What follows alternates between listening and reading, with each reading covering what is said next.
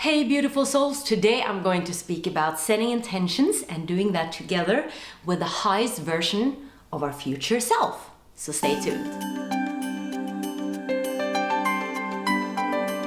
First I want to say a happy new year. I hope you've had a lovely holiday. But let's be frank, perhaps you haven't. To me, holiday is a challenge because all of a sudden I have to take time off and I love to work, and all of a sudden all these thoughts comes up and they're not always positive.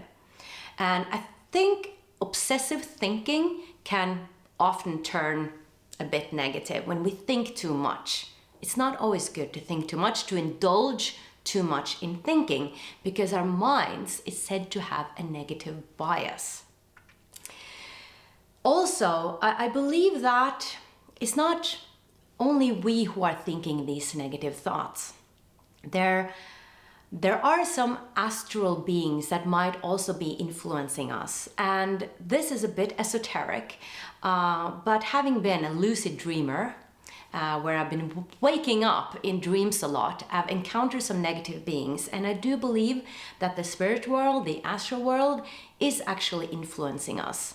So if you find yourself being too much in the negative thinking, it can be very good to become aware of that. Awareness is always the first step, and that is the key. Because when we become aware that, wow, I have a lot of negative thoughts about everything I should have been and that I'm not being, and everything I should have achieved and I haven't achieved, if we get too much into that pit hole, then becoming aware of that is the first step, and then actually saying no to it.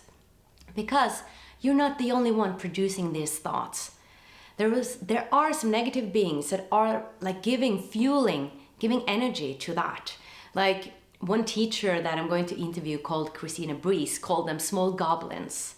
And that's a topic of a whole other video, but in many ways we live in a game, we live in a play in many ways, and we have the power to say no to that, because what we focus on will grow. So if we focus a lot on negative thoughts, that will grow, and that will also attract other negative energies or entities towards it.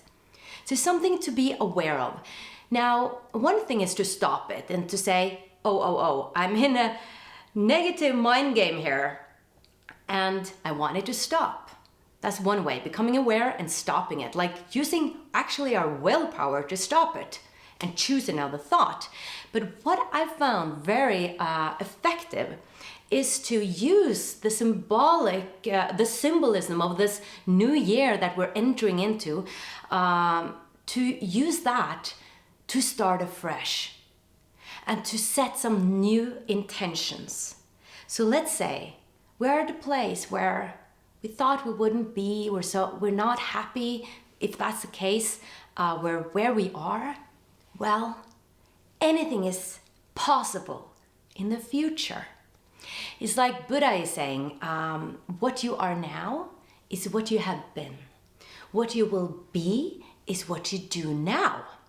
And quantum physics shows us the same, that we have multiple timelines and multiple possibilities in the future. It depends what we're doing in the now. So no matter what has happened in the past, no matter if we're not where we want to be, no matter what has happened in the past, we can always in the moment create a new future.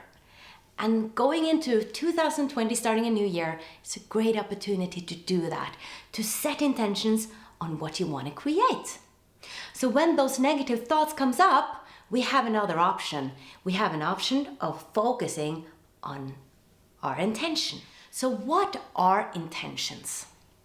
Well, to me, intentions are connected to the emotions and to the soul. I think actually the universe was starting with an intention. And I think an intention is a thought and a feeling at once. Like we have a thought that we want to create something, and that produces a feeling, which produces an action, which produces a result, which is basically the manifestation formula. Because the manifestation formula goes like this. So we have a thought, which produces an emotion, which produces an action, which produces the result. At least that's a manifestation formula that many teachers talk about. However, the intention is kind of this fuel that starts the energy. And again, when we focus on an intention, where attention goes, energy flows. All of a sudden, we are aligned with our higher selves. We're aligned with our soul. We're aligned with our emotions and our deepest desires. And the energy will point that way. It's kind of like we are choosing that timeline. That's the timeline I want to choose. We have all these timelines. We set the intention. That's the timeline I want to choose. When we don't have an intention, when we don't know where to go, it's so easy to just be part of other people's intentions and agendas. There is this saying that when you don't have a dream, you become part of other people's dreams. But you want to have your dream, right? You don't want to just be part of other people's agendas and dreams. But when you have an intention, you know where to go. But perhaps you're thinking that, but I don't know where to go. I don't have clarity and I don't know what my life mission is and my soul's calling. Well, intentions are kind of like baby steps. We can start there. We can have an intention, for instance, to have more love in 2020. My intention is to create more love. My intention is to create more freedom. My intention is to be more social in 2020. My intention is to attract my life partner. My intention is to help others love themselves. My intention is to empower others. My intention is to bring wisdom to my community. I don't know, whatever it is, you can set that intention. And then you can set goals to achieve that. To me, goals are more connected to the mind and intentions are more connected to the feelings and the soul. But they play together, I feel like. So let's say that you want to create, you want to help people, give them knowledge about a certain subject that you're passionate about. Maybe something you've studied and that you're an expert in. Well, a goal can then be to make blogs about it, start writing articles about it, create a book about it. But the larger why, in a sense, for why you're doing it, that's the intention. I hope this made sense, guys, and I hope you are excited to create some intentions because they're really, really powerful.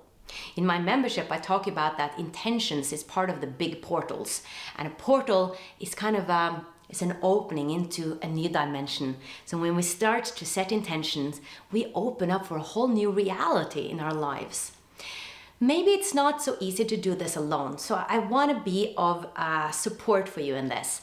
I made a meditation where you are actually meeting the future version of you.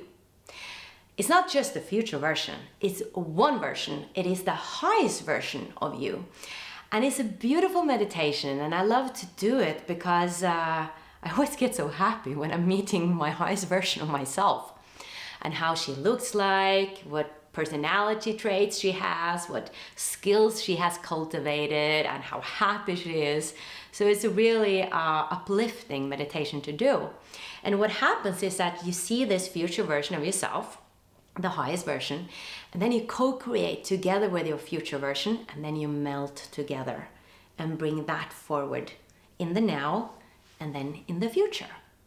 And I also have some exercises, so you get to choose like the overall main word for 2020, kind of the umbrella, and then gaining clarity on smaller intentions that you're setting. Maybe something you want to cultivate in yourself. Maybe it is something to do with work, maybe something with your private life, whatever it is, you will get some more clarity after this meditation and my exercises. And this is completely free, guys. The link is right below, and I would love for you to take the opportunity to do this meditation. Thank you so much for watching, everybody, and remember to shine the light that you are. You are an unique and a beautiful soul. And remember to subscribe to my channel if you haven't before, and click the bell so you receive notifications whenever I bring out a new video. Much light.